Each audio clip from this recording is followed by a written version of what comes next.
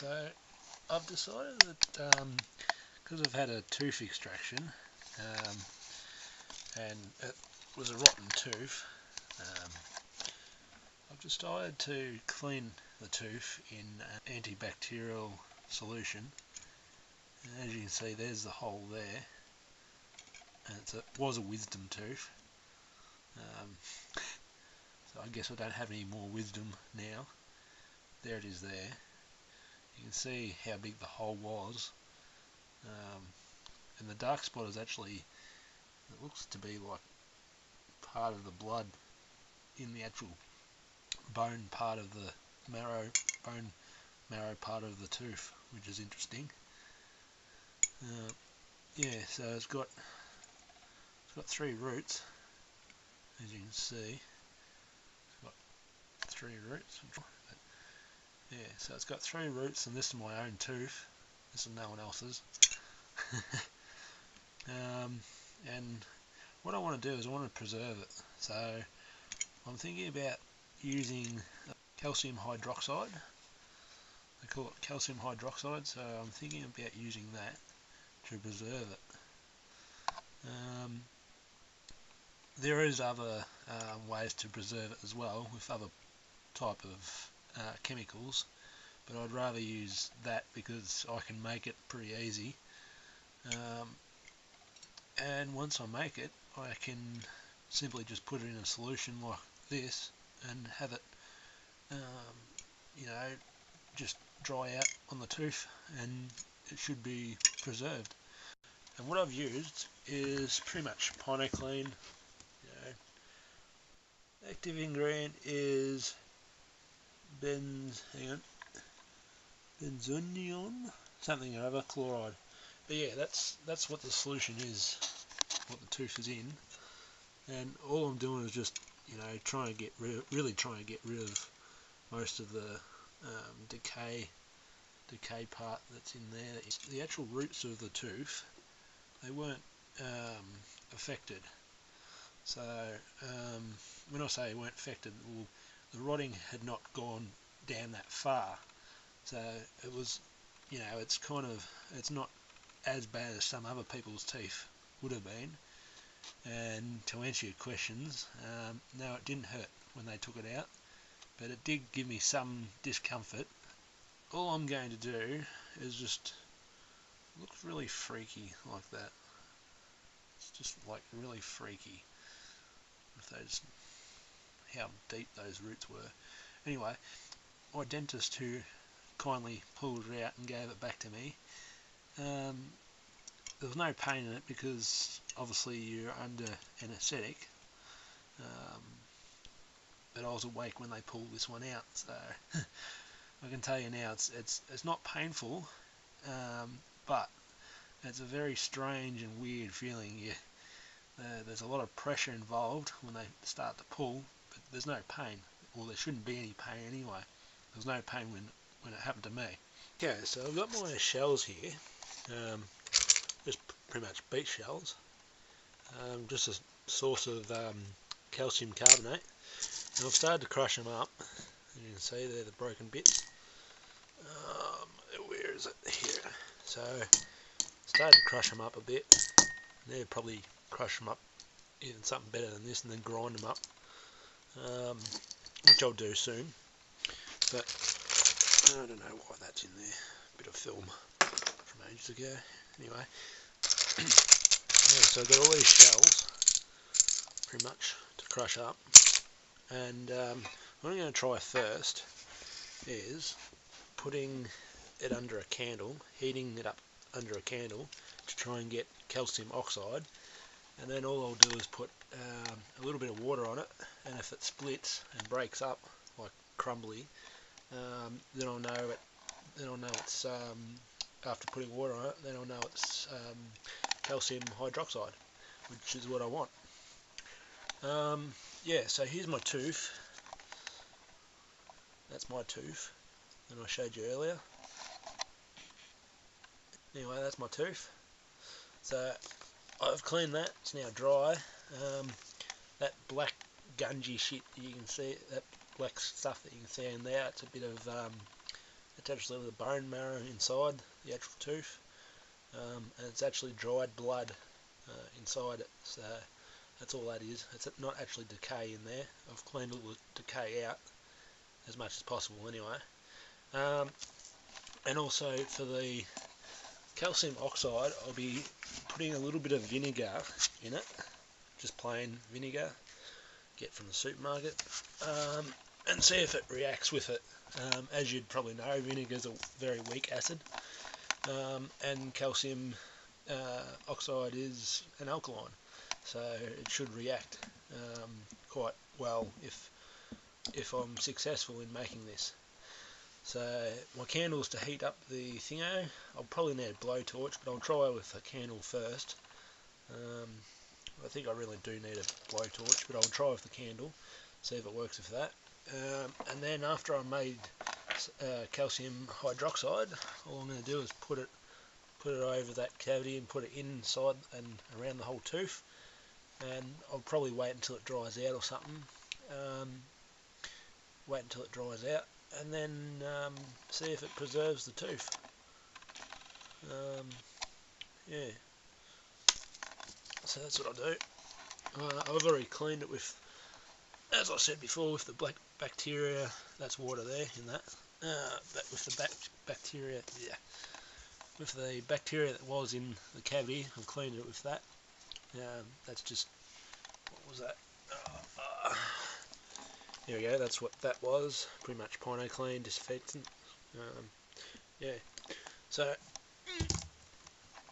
ready to crush up some shells at the moment and convert the calcium carbonate, which is pretty much the shells, into calcium oxide when I heat it, and then the calcium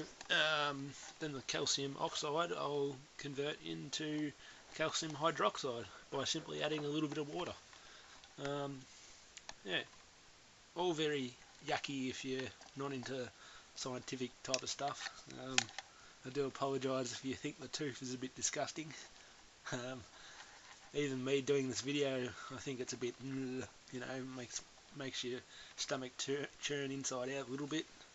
But it's an interesting concept to see if what I'm making will preserve the tooth, and that's pretty much the idea. That's what I'm aiming for. So yeah, I'll see if it works. Bubbling in there. See the bubbles? That's from the vinegar that I've just put in there. And they're the shells. So the idea of that is that I crush them up smaller pieces, so the weak acid can digest them quicker. I can use hydrochloric acid, but I'd rather not, just for, you know, safety's sake, because I'm inside and don't like the fumes of the hydrochloric. But yeah, you can see those little bubbles there. That's actually the calcium carbonate dissolving in the vinegar. So what I'll do is I'll crush up the rest of these shells I've got here.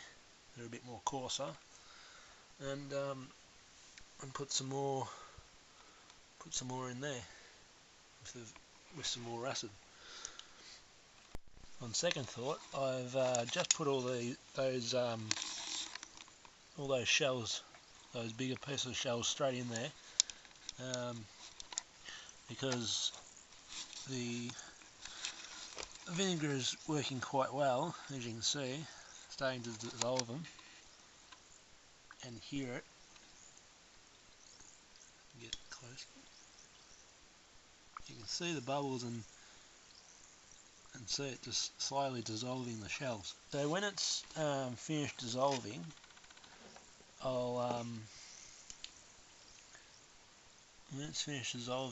I'll dry out the paste. At the moment you can see all those bubbles coming up, and that's yeah, I'll leave it stand for a few hours and come back to it in a couple of hours time, see if they're all dissolved.